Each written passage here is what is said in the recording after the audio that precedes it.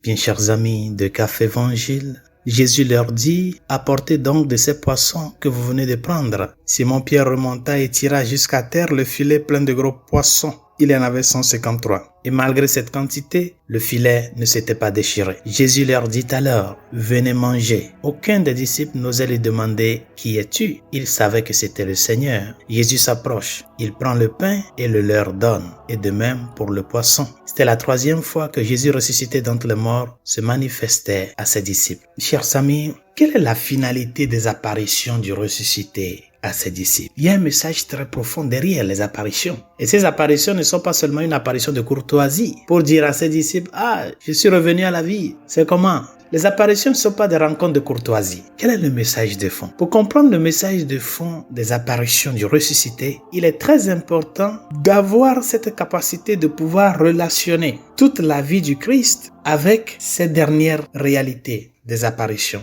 Toute la vie du Christ, tout le ministère public, avoir les yeux fixés sur ces moments de la vie du Seigneur avant la Pâque et pouvoir les relationner avec les apparitions pour pouvoir déceler le message final. Faisons une petite histoire avec les textes que nous écoutons ces jours-ci. Il y a cela 2 jours, nous avons écouté le récit de la rencontre du ressuscité avec les disciples d'Emmaüs. Qu'en chemin faisant, ils conversaient sur tout ce qui s'était passé. Le Seigneur s'est fait compagnon de route avec eux. L'Évangile nous dit que quand ils approchaient du lieu où ils allaient, Jésus a fait semblant comme il allait continuer son chemin. Et ils l'ont retenu. Reste avec nous. Et ici vient le détail. Quand ils sont rentrés, ils se sont assis à table. Il prit le pain, il le rompit et le leur donna. Qu'est-ce que je voudrais remarquer ici? Normalement, dans la coutume juive, quand tu reçois une hôte, un invité, c'est le chef de la maison qui rompt le pain. Ce n'est pas l'invité qui va rompre le pain. Vous voyez? Ça, c'est un détail très important. C'est Jésus qui rompt le pain. Normalement, ce sont les disciples d'Emmaüs qui sont déjà arrivés chez eux, qui l'ont invité de rester avec. C'est eux qui devaient rompre le pain. Notre grande surprise, c'est maintenant l'invité qui rompt le pain.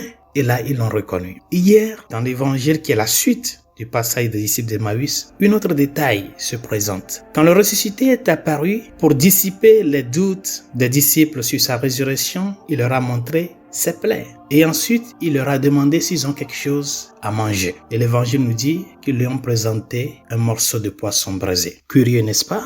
Un invité qui apparaît et c'est l'invité qui demande à manger. Normalement, ce sont les disciples qui devaient se préoccuper de lui donner à manger. Mais c'est lui maintenant qui demande s'ils ont quelque chose à manger. Vous voyez? Gardez ces images en tête. Dans l'évangile de ce jour, qui est de Saint Jean, ce n'est plus de Luc, c'est de Saint Jean, qui nous parle de la pêche miraculeuse après la résurrection, un autre détail vient nous confirmer le message qui est derrière les apparitions du ressuscité. Jésus ressuscité, qui au lever du jour s'est apparu au bord du lac de Tibériade, invite les disciples, comme il avait fait dans la première pêche miraculeuse, à jeter les filets. Et pendant qu'ils étaient dans leur activité de pêche, le Seigneur a préparé le feu. Il avait déjà commencé à braiser un poisson, déjà avec du pain, avant que eux ils n'amènent les poissons qu'ils avaient pêchés. Et quand ils étaient arrivés, qu'est-ce que le Seigneur fait? Il les invite à manger. Venez manger. Vous voyez? Et au moment du repas, qu'est-ce qui se passe? Il prend le pain, il le leur donne. Et de même pour le poisson. La même chose. Comment est-ce qu'un invité apparaît? Vous êtes des pêcheurs, quelqu'un apparaît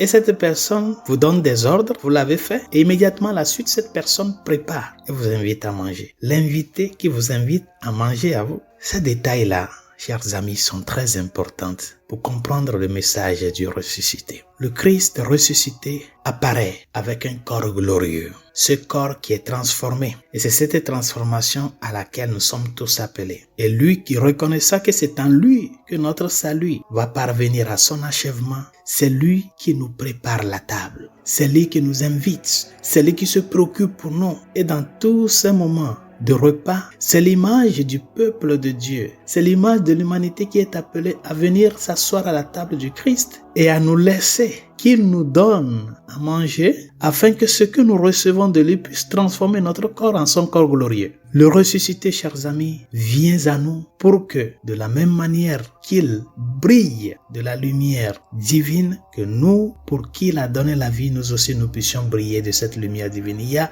une préoccupation du Christ ressuscité de nous transformer, de transformer nos corps en son corps glorieux. Et c'est pour cela, c'est lui qui se donne, c'est lui qui prend l'initiative, c'est lui qui nous invite Quand je serai élevé de terre, j'attirerai tous vers moi. Chers amis, je ne sais pas pourquoi des fois certains chrétiens pensent que le salut de Dieu, c'est par leur mérite. Nous ne méritons absolument rien. Le Seigneur nous l'a gagné tout par pure grâce. L'unique chose qu'il te demande, c'est de venir à la table. Mon fils, ma fille, la table est déjà préparée. Venez manger. Venez goûter du bon vin, du bon poisson, du bon repas avec moi. Et c'est pour cela, chers amis, le sacrement de l'Eucharistie, le sacrement de la réconciliation, ce sont ces deux noyaux-là, dans lesquels le Seigneur, au jour le jour, nous invite à sa table. Nous l'avons vu dans le geste de Pierre, dans l'évangile de ce jour. Il s'est jeté à l'eau, parce qu'il sait que le Seigneur ressuscité qui se présente à lui, il ne se présente pas à lui parce que lui, Pierre, il le mérite. Non, Pierre savait parfaitement qu'il a trahi le Seigneur. Il se jette à l'eau dans l'humilité. Mais c'est le Seigneur qui les appelle. Venez, chers amis, vivons la vie chrétienne avec joie,